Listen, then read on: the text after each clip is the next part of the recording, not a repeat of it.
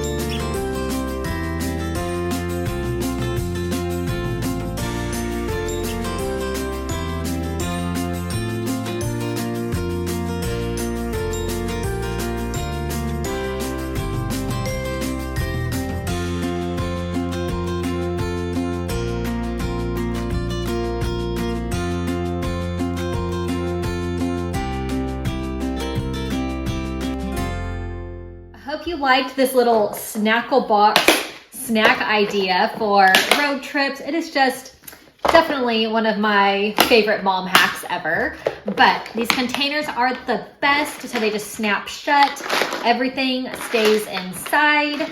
Nothing has to be refrigerated in this one, but you can definitely customize these to whatever your family likes. I like to put carrots in these, blueberries, any kind of like small little treat.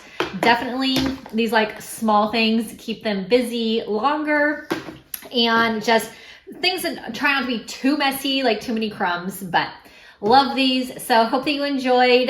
Have a really great rest of your day. If you're new to my channel, make sure you click subscribe. Tons of videos for you guys. I hope that they are helpful. So leave me a comment if you have any questions at all, and I'll see you in my next video. Bye-bye.